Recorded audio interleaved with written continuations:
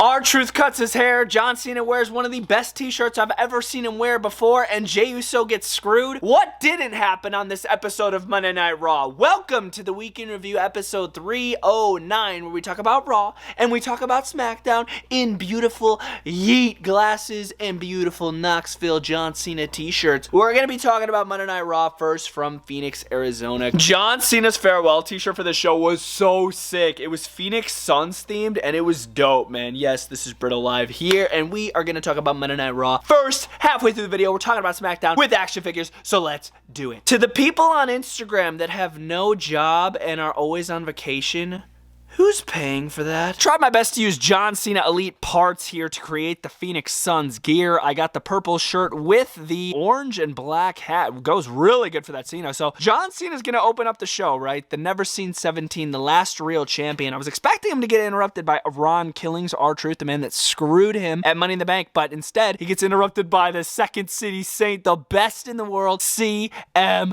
Punk. I loved their exchange of words, man. Oh my god, it was amazing. Cena did one of the most heel things of all time. He told CM Punk, "You have to fight me in Saudi Arabia." How heel is that? John Cena's really ruining wrestling here. This should have been Money in the Bank. They are way too late on this, man. This should have been Money in the Bank. I hate to be the one to like complain because I am so excited to see CM Punk versus John Cena, but I swear this should have been at Money in the Bank. Still an amazing promo between these two. I absolutely loved it. We topped it off with Seth Rollins and his faction coming out, not even exchanging dialogue with Cena or Punk. Seth Rollins would come out and hold up the Money in the Bank briefcase, basically just letting us all know that, okay, yeah, Punk's facing Cena, but I am also a part of that match because I have this briefcase I could cash in if I want. So just solid stuff here. Seth just making his presence felt. Alright, so Chad Gable fought AJ Styles on this episode of Raw. It was the opening and match, and man, it was good. Chad Gable coming off one of the probably most hard-hitting weekends of his life, fighting Vikingo at Worlds Collide, and then fighting in a ladder match at Money in the Bank. Oh my god, RIP his body. Chad Gable fought AJ Styles. Match was good, man. Brutus and Julius Creed kept on trying to get involved and try to take out Styles, but Styles took him out, bro. Styles took out the Creeds, and he took out Gable with a really fast Styles clash. He picked him up, slammed him down. Super, super fast. AJ Styles pins him 1, 2, 3 and says, "Anybody who messes with me, I'm gonna punch you in the face," including you, Seth Rollins. I love it. The Women's Queen of the Ring tournament begins. So we're doing Fatal 4-Ways, which I love here in the first round. It was Kairi Sane, Rhea Ripley, Roxanne Perez, and Liv Morgan. And Roxanne tried to, set up a little alliance with Liv Morgan in this match, but Liv wasn't really having it. I mean, she was having it here, having it there, but most of the time she ain't feeling Roxanne. She doesn't trust Roxanne. So Rhea Ripley easily had this match in the bag. I swear, if it wasn't for Raquel Rodriguez screwing her over, Kairi Sane takes advantage, and Kairi Sane looks like she's gonna pin Liv Morgan. She hit the insane elbow on Liv, and then Roxanne takes advantage, not pinning Liv. Roxanne did pin Kairi Sane, but she still kind of stole this victory from Liv. Liv was very salty backstage in the Judgment Day segment, but Roxanne one step closer to becoming beautiful queen of the ring. Because I wanted Roxanne to win Money in the Bank, so this would be just as good. Queen of the Ring, come on. Oh, it's good to have this man back on our television screens. R-Truth, Ron Killings makes an appearance over by the announce desk, kind of coming in like Dark style behind the desk, fully clothed, fully masked up, takes off his mask just like he did at Money in the Bank, and he delivers what a bombshell of a promo, man, saying thank you WWE Universe. Everybody likes R-Truth. Welcome to the Ron Killings era. Put some respect on my name. Yada I mean. R-Truth cuts his hair and lets us all know that he's Ron Killings now. He's no longer R-Truth. So what does that mean? I would assume it means more a serious R-Truth. No more jokes, no more games, no more Mr. Nice Guy. Put some respect on his name. This is Ron Killings, and I would assume he's going to be coming after John Cena. Really no John Cena mentions in this promo. He kind of made it all about himself, which I'm totally fine with. I really enjoyed this. So Becky Lynch wanted Lyra Valkyria to come out and properly raise her hand because Becky Lynch said Lyra tried to kill her, beat her to death at Money in the Bank. I'm like, what are you talking about, Becky Lynch? You were just being a punk. Lyra just dropped you with a suplex. So here comes Lyra Valkyria, and then who attacks Becky Lynch from behind? The returning Bayley? And I thought Bayley was like, with Lyra, but Lyra was confused. Lyra was like, wait, what are you doing out here, Bayley? So Bayley looks for the rose plant on Becky. Becky kind of hightail, and Bayley and Lyra kind of just stare each other down. But I thought they were together and they were gonna like revamp a damage control thing. But no, yeah, Bayley is back. She's back back on Raw, and she's gunning towards Becky Lynch, but so is Lyra. Maybe a little triple threat action here in the future? Asuka's making her return soon. That's huge, man. We haven't heard from Asuka in ages. She's going to be part of the Queen of the Ring tournament, which I'm really excited about. Hopefully she advances in her Fatal 4-Way. Speaking of Fatal 4-Ways, the men's King of the Ring tournament has begun as well. First round, Fatal 4-Ways. I love that. So it's going to be Sami Zayn, my brand new Dominic Mysterio basic, Penta, and Braun Breaker. Braun pretty much dominated this match. Bro is the most intense wrestler I've literally ever seen. Like, bro could literally kill you out in that ring. I'd be afraid. He's just as intense as the beast incarnate Brock Lesnar. So Braun Breaker's going to wreak havoc all match, right? Looks for his big spear around the ring, hits it on Penta, and then here comes what I thought was a fan, but it was LA Knight, the guy that freaking Seth Rollins and his faction screwed him out of Money in the Bank. So LA Knight's going to get a little redemption here and screw it for Braun Breaker. Hits the BFT on the outside, allowing for Sami Zayn to hit a Halula kick on Dominic Mysterio and punch his ticket one step closer to becoming King of the Ring. Not gonna lie, Sami as King of the Ring would be kind of odd. I don't know if that would work, but he's one step closer and he pinned Dirty Dom. Dirty Dom. Nikki Bella has made a return to WWE. This is huge. My childhood crush, my childhood favorite women's wrestler right there with AJ Lee. Back on Monday Night Raw here in our hometown of Phoenix, Arizona. I didn't even know that was our hometown. She was befriending Io Sky and Maxine backstage, which was pretty cool, and I thought that's the only thing she was gonna do, but then she comes out to the ring. I was like, bro, Nikki Bella. I have her hat on order, by the way, from WWE Shop, which is really cool. So Nikki Bella's just gonna say, oh, thank you, WWE Universe. You know, Evolution's coming up. I'm gonna be fighting there, most likely. And then here comes Liv Morgan. She's already pissed off, because remember, earlier in the show, she lost in her Fatal 4-Way match. So she's heated. Liv Morgan comes out, gets right in the face of Nikki Bella, which I feel like everybody always targets Nikki Bella for her relationship issues. Like, bro, why you gotta do my girl like that? Literally, Ronda Rousey's done it. So many people have done it. It's like, why do you have to go there? So Liv's gonna go there and say, oh, at least I have a man, Nikki. And it's like, oh my God, bro. Like, really? Do we really need to mention that? So yeah, Liv's gonna kind of take out Nikki Bella with the Oblivion as Nikki Bella was trying to come back in the ring and maybe get a little retaliation on Liv. Liv Morgan gets the better of Nikki. I loved this promo from Liv, don't get me wrong, but man, everybody's always got to go there and target Nikki Bella where it hurts, bro. Like, come on, bro. John Cena's in the arena. Why do you got to do that? And Artem. I know she's not with that Artem guy anymore either, but still, come on, man. Some people are happy. Some people are angry. I'm one of those guys that's kind of right in the middle, okay? My first reaction to this was, oh my God, I'm so mad. Why would they do this? Why would they do this? Why would they do this? Now I'm looking deeper and I'm like, okay, I kind of understand it, but still, you didn't have to do my boy Jay like that. Main event of the show, Gunther versus Jey Uso for the World Heavyweight Championship. Great match. I did enjoy it. I felt the desperation in the ring. I really did. The desperation from Gunther, the desperation from Jay when they're trying to tap each other out and pass each other out. It didn't really work out for Jay, but it worked out for Gunther. Passed out Jey Uso just like he did in the build-up to WrestleMania. I can't believe they went this route. Jay's title reign's cut short. It's over. His son next to his side, well, Jay was fallen. It was heartbreaking to see because his son was watching from ringside. He entered with his son. And I was like, bro, Gunther is a two-time World Heavyweight Champion. Are you kidding me? This might have to do with Goldberg's final match. I think Goldberg needs to go up against Gunther for his final match. So they're probably going to do that in Saudi Arabia if I had to guess. So that'll probably be the match. That's probably why they needed to take that title off of Jay. But if they put that title on Goldberg, oh my God, literally kill me. Please don't do it. Don't do it. Don't do it. Don't do it. Please don't do it. But yeah, this was interesting. I don't know how I'm feeling about it. I'm still processing it. I just watched it like 5 minutes ago, so you got to cut me a little slack.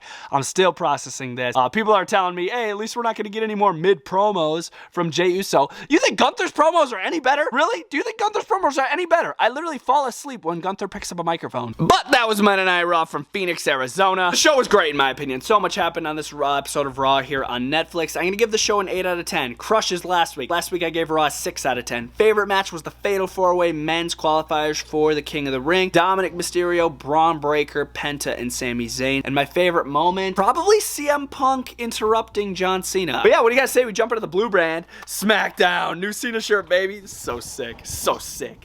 Hey, we have made it to the end of the week, and that means let's talk about Friday Night Smackdown from Lexington, Kentucky. John Cena's got a brand new farewell shirt, and don't worry, I have it on the way from WWE Shop in extra large. His Lexington shirt is sick, by the way. Let's talk about the blue brand, bro. Let's go, Smackdown. Opening up the show with the Never Seen 17. Who wouldn't he get interrupted by, alright? So John Cena gets interrupted by Cody Rhodes, Randy Orton, and LA Knight, who all want opportunities at that WWE Championship. So John Cena thinks thinks he has this big plan and everything's gonna work out, but I don't know, Cena. He's making a lot of enemies along the way, including the guy that would eventually attack him after the segment, R-Truth. R-Truth attacks John Cena as he's walking up the entrance ramp, and this was awesome. R-Truth's like bald. He has a really cool designed like buzz cut haircut. It's really awesome. So John Cena's gonna get attacked. Security kind of get R-Truth off of Cena, but I was like, this is awesome. In my personal opinion, R-Truth can never win the title from John Cena, but he could do what he set out to do. Beat the hustle, loyalty, respect back into John Cena, but this time as Ron Killings, and I love it. We'll jump right into a King of the Ring Fatal 4-Way Tournament match, dude. List of the participants here. So you have LA Knight. So this was immediately after the Cena promo. So Randy and LA Knight just stayed in the ring. LA Knight, Randy Orton, Aleister Black, and Carmelo Hayes. This was a heck of a Fatal 4-Way. Action here, action there. A double Hangman's DDT into a neck breaker by LA Knight. The finishing sequence to this match was crazy. So LA Knight's gonna get screwed over by Braun Breaker and Braun Strowman, and it's only right, because as I already mentioned, on Monday Night Raw, LA Knight screwed Braun Breaker out of the King of the Ring. So it only makes sense that they screw LA Knight out of the King of the Ring. So who takes advantage? Randy Orton by hitting an RKO on Carmelo Hayes as Carmelo Hayes hits a frog splash on Aleister Black. It was an insane sequence of moves. Such great choreographing in this Fatal 4-Way. And Randy Orton is one step closer to becoming King of the Ring. Remember, he failed when he lost to Gunther, so maybe he could get his redemption here and maybe become king like he set out to do last time. Jumping over to the Queen of the Ring side of things, another Fatal 4-Way over here. We had Jade, Cargill, Piper Niven, Nia Jax, and the outcast of the match. In my opinion, all of them are kind of stars besides Michin. No hate to Michin, but man, she just felt like an outcast out of this match. Like, even Piper, I like Piper, but man, Michin, no thanks. Dude, how about when Jade got sent over the announce desk right into Wade Barrett by Nia and Piper? That was insane. Literally right into the lap of Wade Barrett. Wade wasn't even expecting it. It was insane. Jade's gonna get a little revenge. I thought Nia Jax was gonna win this match, maybe possibly become two-time Queen of the Ring, but Jade's gonna escape by with the victory, hitting a wicked Jaded on a girl like Piper Niven, who's massive, so that was a huge big deal by Jade. She is an absolute beast. Man, I love Jade. One step closer to becoming Queen of the Ring. Let's go. So Naomi was out here flaunting the Money in the Bank briefcase, saying, y'all didn't think I was gonna do it. I'm seeing a lot of shocked faces. I was like, Naomi, come on. I'm not shocked. Okay, maybe I am. I thought it was gonna be Roxanne. Gosh darn it, Naomi. Naomi's flaunting the briefcase. Here comes Tiffany Stratton, basically just saying, Naomi, you best be watching out. If you decide to cash on me, it's not gonna work out for you. It's Tiffy time. What's up? After the promo, Tiffany Stratton gets attacked by Nia Jax, and I was like, whoa, whoa, whoa. Don't do a cash-in. Don't do a cash-in this early. Whoa, whoa, whoa. The caution tape is not on Naomi's Money in the Bank briefcase yet. And it looked like Naomi was thinking about cashing in after Nia beat up Tiffany Stratton, but then Nia's like, don't you dare do it. She's mine tonight. Don't touch Tiffany. I was like, oh. Nia still got a sweet spot for Tiffany Stratton. He's all gas, no brains with it. You know what I mean? It's Jacob Fatu cutting a promo all alone. How cool was this, man? He has betrayed Solo Sikoa, and I thought it was over. I'm like, okay, he's away from Solo. He's away from the bloodline. It's Jacob Fatu running things all by himself. You know what I mean? But no, Solo Sikoa and Jeff Cobb, they pop right up on the Titantron, and Solo's giving Jacob Fatu another chance. He said, next week, Jacob, I'm going to give you the opportunity to hug me one more time and say those 4 words. I love you, Solo. He wants to hear those words, and I can't believe he's giving Jacob another opportunity. Even after Jacob screwed Solo out of the Money in the Bank contract, you know how much of a big deal that is? So this is just a big trap. Jacob should not show up, because I would assume Tama Tonga and possibly Tongaloa are going to return, and this bloodline's going to be like back on top, straight up. And Jeff Cobb on top of things. Best be watching out. Jacob Fatu, this will be a trap. Don't pull up. The Wyatt Six had a pretty awesome match. So it was Dexter Lumis and Joe Gacy out of the Wyatt Six in tag team action up against MCMG, the Motor City Machine Guns. I really enjoyed this tag match, bro. I swear, Dexter and freaking Gacy work so well together. It's so chemistry when they're having a match together. Obviously, we had Uncle Howdy, Nikki Cross, and Eric Rowan all watching from ringside. Really cool finish by Dexter here. He did like a floating leg drop off the top rope, landing right on his ass. I was like, ow, that looked like it hurt. But Dexter picks up the victory, pinning, I believe it was Chris Sabin to win the match. And dude, the Wyatt Six, it's only a matter of time. I'm telling you, Street Profits, watch out until they become tag team champions. And thank God, because bro,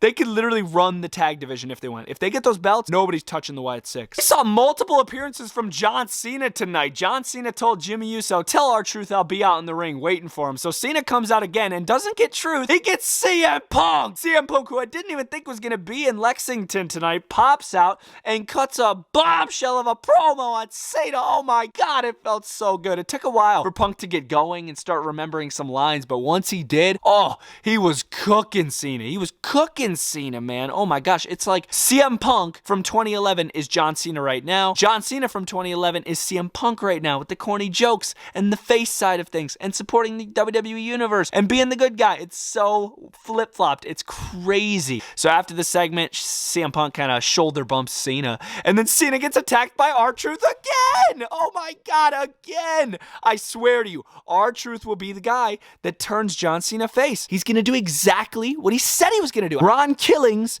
is going to beat the Hustle, Loyalty, Respect back into John Cena. I guarantee it. Another women's Money in the Bank qualifier over here. We had Charlotte, Alexa Bliss, Candice LeRae, the Alba Fire taking the spot of Chelsea Green. Chelsea Green, I guess, couldn't make it to this show due to travel issues or whatever. So Charlotte looked like she was going to tap out Alba Fire with the, the figure eight. But then here comes Alexa Bliss, hits the Sister Abigail right in front of Charlotte as she's still locking in the figure eight. So Alexa Bliss kind of pins Candice LeRae and just is like, what's up? I just beat you, Charlotte. Charlotte thought she won, but she didn't. Alexa Bliss advances to King of the Ring, kind of shoving it in Charlotte's face. Two veterans going at it. I actually kind of like this little, small rivalry between these two. It's kind of cool. Top it off over here for the King of the Ring tournament. We got Cody Rhodes facing Shinsuke Nakamura, Andrade, and Damian Priest all in a big fatal four-way. This was a fun match. I don't think it was as good as the Randy Orton fatal four-way, but it was still really good. Solid main event. Andrade, he's really been impressing me over these past couple weeks, especially in Money in the Bank. Damian Priest did great. Even Nakamura did great. I wasn't too fond of him being in this match,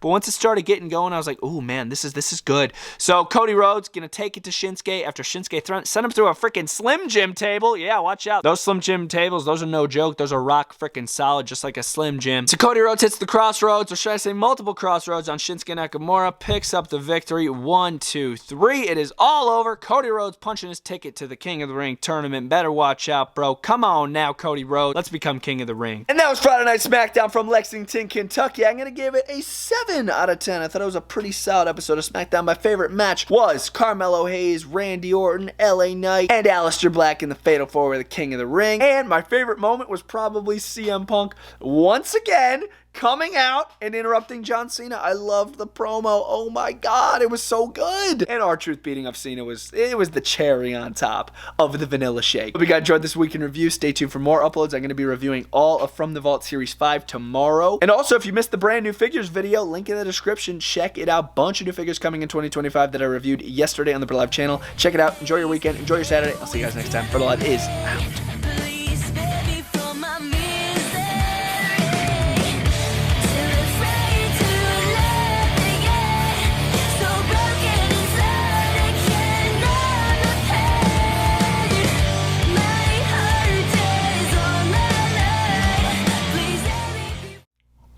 The Blue Brand.